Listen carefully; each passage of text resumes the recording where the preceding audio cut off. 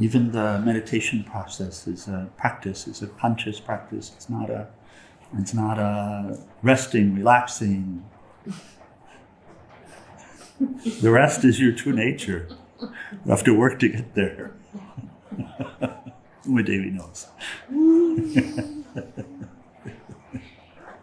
Oh. Okay, Geeta down.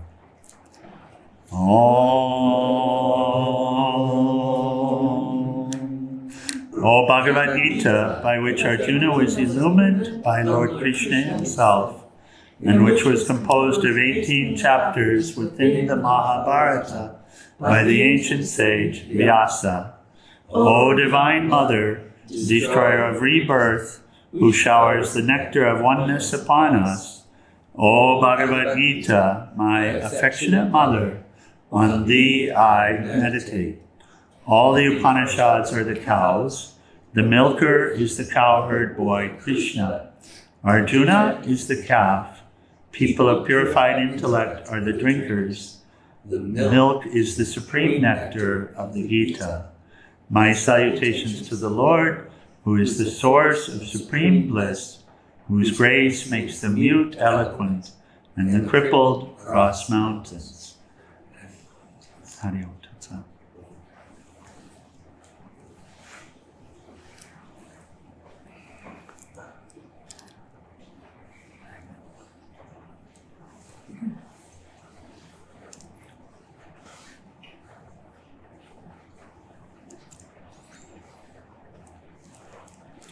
Okay, we start a new chapter this morning. The nature of nature. It's,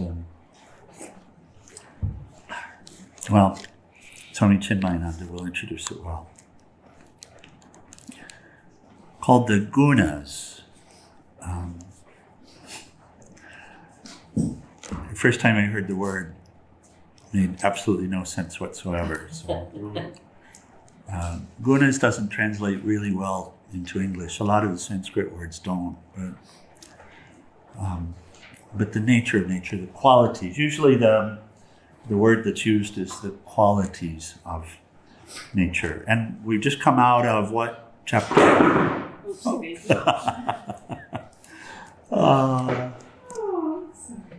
I laugh, but then it's like we feel that too. So, yeah. Oh, there we go. That's a sign of opening up too. We feel all of everybody's pain. Even the floor when we step on it. So we learn to step very lightly. Even the cushion, when we set the cushion, so we don't throw the cushions on the floor anymore, we set them down gently. It brings a gentle way of life, gentle way of relating.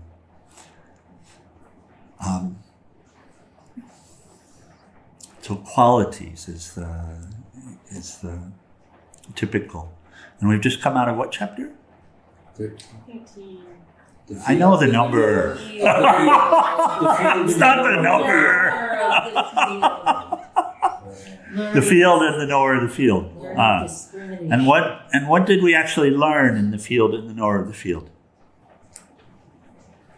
That they are, Brahman is the knower of the field, and Brahman is part of the field, but separate from it at the same time. Not a part of the field at all. Not a part of the field at all. Well, it not a part. No, just stop. Okay, wrong word. There's that defensive thing that starts. Wrong word. No, just stop. Okay. It's not that it's the wrong word, it's a misunderstanding. Substract, yes. It's a misunderstanding. Okay. Yeah, it's not part of. So it interacts with. Interacts with? Yes. You're going to hold firm on that one. I watched a program this morning on the field, exactly that, and Sharva, Prayananda. In relation, so I understand it, I just can't verbalize it. It's no, don't say you understand it. That will just be ego. Okay. Conceptually. How's that? Okay, take a breath. My heart. No, stop the defensive stuff. You just stop that. You catch it, and you think of Lord. Think of God. Yeah, there you go. And take a breath. Okay. So make it personal, this question that's being asked. Okay. It's not about something out there. It's meaningful experientially. So just take a moment. So what do we learn from the chapter 13? Umadevi. From the field and the knower of the field. Yes. The knower of the field is witnessing the field. Yes. Yes. So it's unaffected. And who is the knower of the field? Where is the knower of the field? It's I. It's I. It's I. Yeah. Indeed. So I and the field are not the same. It's not the same. Not the same. Right? I'm observing the field. I'm in relationship with the field. Relationship. Yeah, I'm observing the field. And then, as Lord Krishna is closing it out, the observer, the knower of the field is what did he say? The observer, the enjoyer, the permitter. The permitter, the substratum, and the Lord of the universe. Purusha. Okay. So, but from a very practical sense, we're getting there when you say I. Knowledge is only helpful if it's practical. Yeah, that I and this mind and these desires and all of this that's happening here are not the same. I'm not touched by it. I'm not affected by it. Yeah. Oh, okay.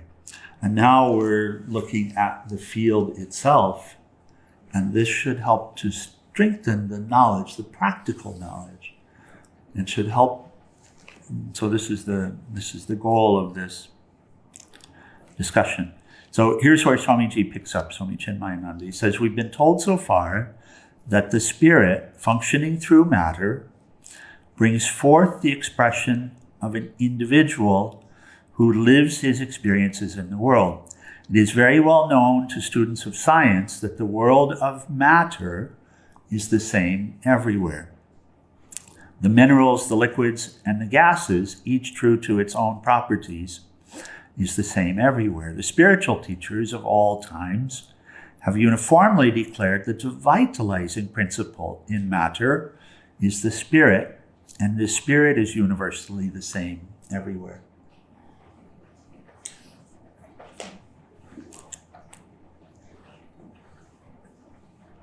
All pervading and eternally dynamic. In short, we are told that when the one truth expresses through a world of matter, which is also homogeneously the same, water remains water, space remains space, air remains air, and the air over Calcutta is the same as the air over Cornville. The water that runs through the taps here is the same as the water that runs through the taps in Moscow. So they remain the same, and spirit also remains the same. The varieties that constitute the universe arise. They arise. Obviously, this contains in itself an uncompromising paradox. The above idea, expounded exhaustively in the previous chapter, right? What is this diversity? This is the paradox. Because everything that the diversity is made of is actually the same, homogeneous. Yeah.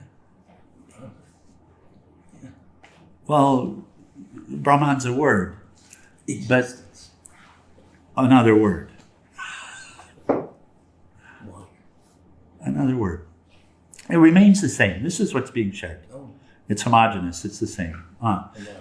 We talk sometimes. We use the hand, right? And we say, "What is this hand?" And And if you look, the mind will say, as soon as I put this up, it'll say hand or something. It'll say something. If I ask you what this is, you're going to say hand. And if your primary language is French, you'll say main. Right? Spanish, you'll say Manu. manu. So, but is it that? It's not a hand. Hand is a mental construct. It's not hard to see, right? So, what is the hand made of? So then you say, well, then what is it really? What is it really? It's not a hand. So what is it really? And you can go anywhere. All the way to energy. Cell. 5 elements. Cells. Yeah, you can go anywhere. So you can say cells, yes, absolutely. And what are the cells made of? And they're all different kinds of cells, right? They're blood cells and skin cells, and then there's the marrow, the cells in the marrow and the bone, and the bone cells and all of that, yes. Just it's a matter of how deep you go. Yeah, matter of how deep you go. But any of those, when you get to it, you say blood cell. Is the blood cell the same blood cell as in all other beings? And you'll see yes, although you'll see qualities of blood cells that are different, right? So whatever, when you go deeper, you always get to universal factors, right? Homogeneous factors. That's what we're talking about. It always gets to, yeah. And so what is this individuality then? I mean, really, if you want to know something, that's a good question. So then why is it that, because everything we're made of, even if I have some understanding of soul, just a little, and I say I have a soul, which most people that would talk about soul would say, I have a soul, right? As in, I'm this body and I have a soul. Whatever. But okay, then what is the soul made of? Yeah. Or spirit, or whatever word you use. But is that also universal? Is that also homogeneous? Is the stuff that your soul is made of the same as the stuff that Hari's soul is made of? Yes. You're going to have to say yes. So then what's this difference?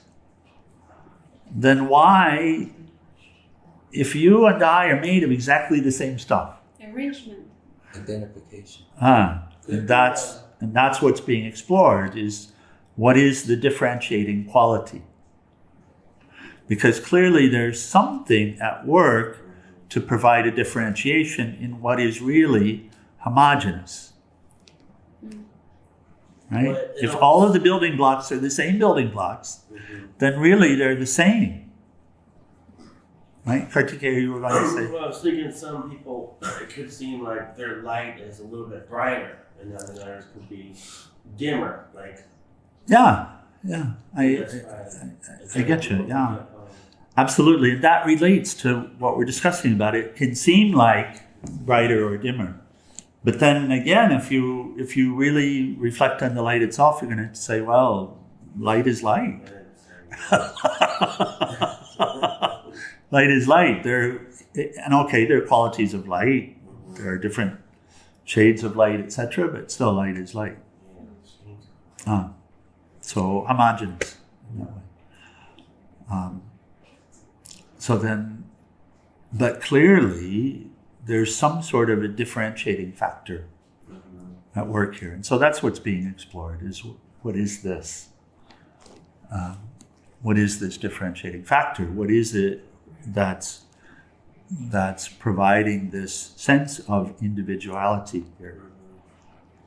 And also when you explore it, you have to see finally that there's not actually an individuality, but there's a sense of an individuality. Right? If the stuff that you're made of is the same as the stuff that Hari's made of, and the same as the stuff that the microphone is made of, then how could you really be separate from it? But it seems as if you are. it maybe it's like different karmas. Like if you think a person has really bad karma, you're like, oh, I don't want to get mixed up with that person. Yeah, and what is bad karma? So that's this dive into the three gunas, into the nature of nature. So this differentiating facility, as it were, at work, and it's only at work in the field, you see, also.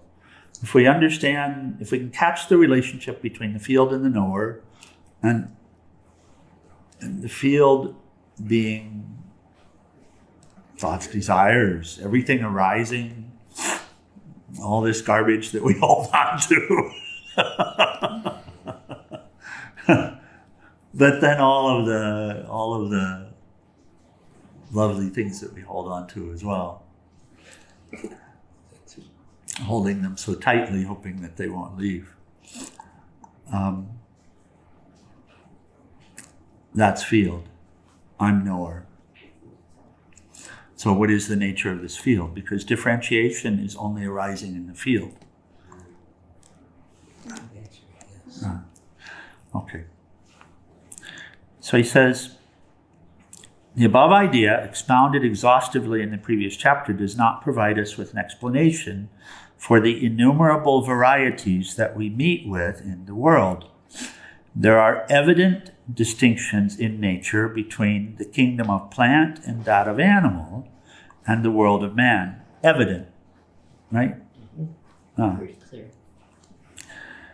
So, even within each species, we observe a variety of specimens. No two species express the same features, either physical or mental.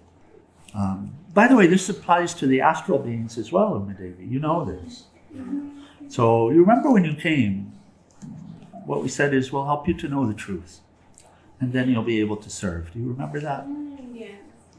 Okay. So this is where we are. It's helping you to grasp, not intellectually, but a different lived reality, as it were, where you know the truth and you reside in the truth, and then you serve. Has helped me so much in that regard, because now I can help them Yes.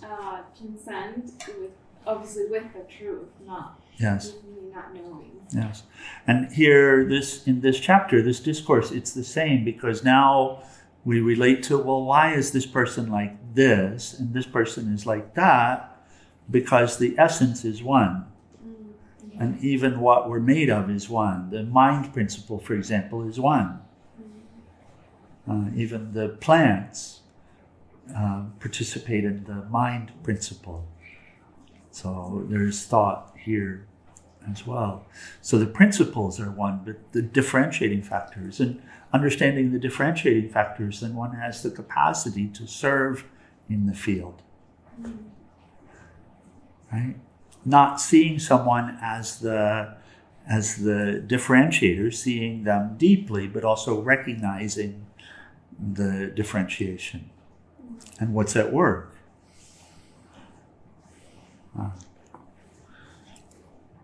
So this applies, what we're discussing here applies whether it's astral or physical.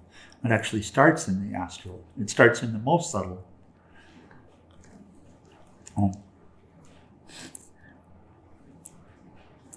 So he says there's no explanation for the endless varieties if we accept the idea that the one spirit enveloped in the same matter could produce such a heterogeneous multiplicity.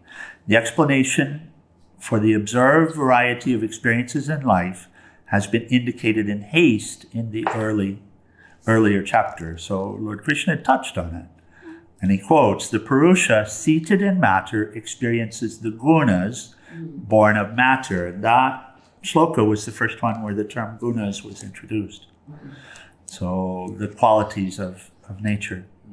So the Purusha, the I, seated in this experience of nature, experiences the qualities of nature.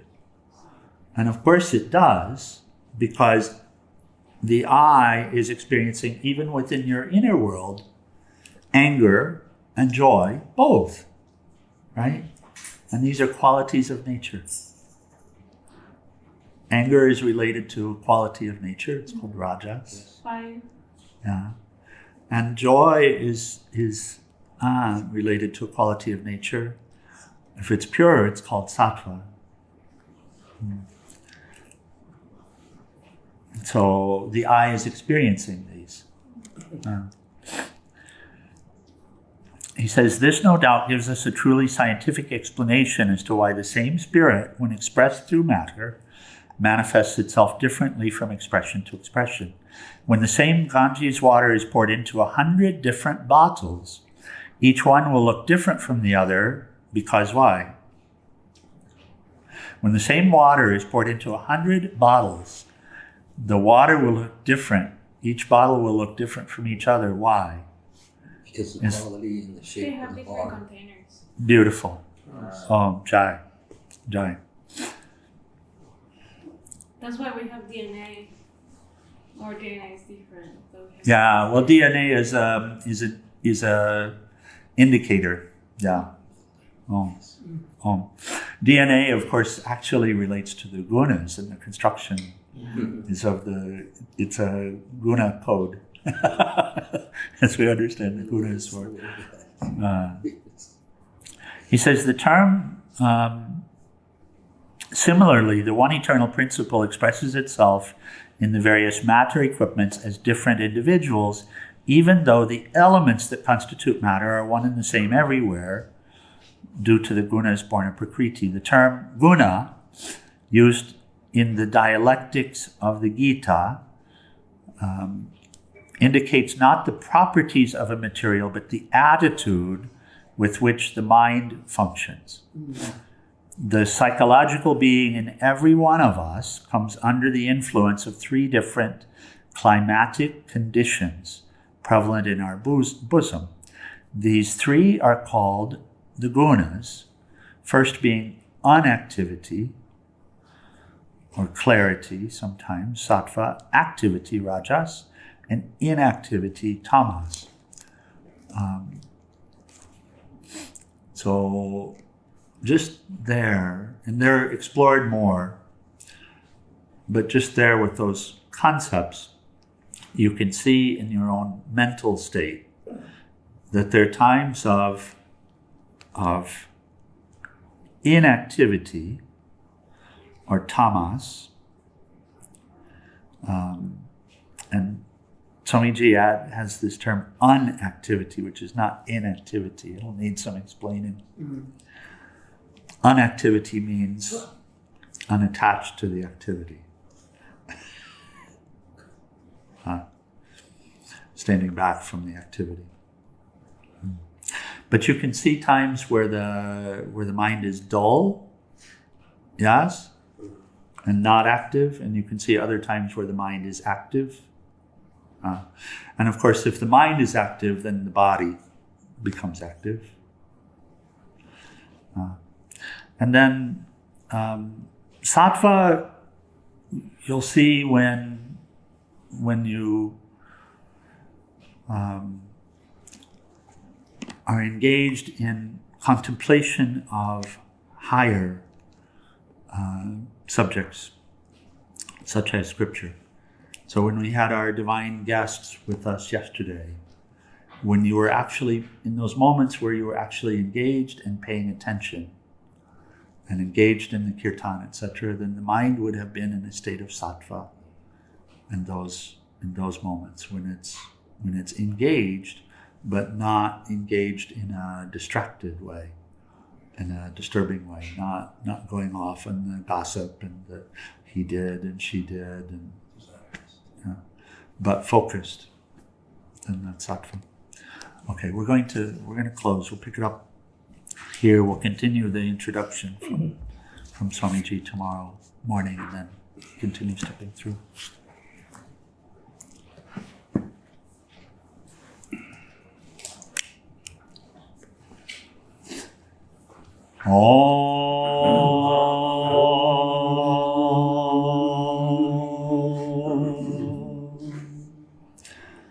Om Trayambakam Yajamahe Sugandim Pushtivardhanam Orvai Rukameva Bandhanan Mritor Mukshiyamamritat Om Trayambakam Yajamahe Sugandim Pushtivardhanam Orvai Rukameva Vandinan Mritor Mukshiyamamritat Om Trayambakam Yajamahe Sugandim Pushtivardhanam Orvai Rukameva Vandinan Mritor Mukshiyamamritat Om Sarvesham Swastir Bhavatu Sarvesham Shantir Bhavatu Sarvesham Purnam Bhavatu Sarvesham Mangalam Bhavatu Sarve Bhavatu Sukhinaha Sarve Shantu Niramaya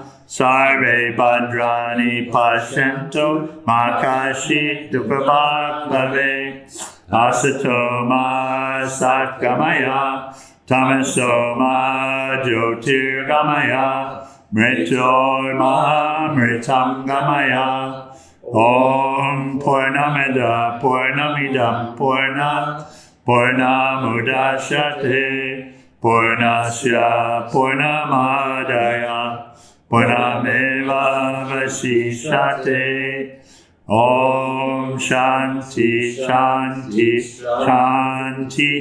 Shanti. Adorable Lord of mercy and love, salutations and prostrations unto thee. Thou art omnipresent, omnipotent, and omniscient. Thou art Satchidananda. Thou art existence, knowledge, and bliss absolute. Thou art the indweller of all beings. Grant us an understanding heart, equal vision, balanced mind, faith, devotion, and wisdom. Grant us inner spiritual strength to resist temptation and to control the mind. Free us from egoism, love, anger, hatred, and jealousy. Fill our hearts with divine virtues. Let us behold thee in all these terms and flux. Let us serve thee in all these names and forms. Let us ever remember thee. Let us ever sing thy glories. Let thy name be ever on our lips. Let us abide in thee forever and ever. On below Sakguru Shivananda Maharaj Ki Jai. and for all of the saints and sages of all the traditions. Jai. Okay, let's rise for our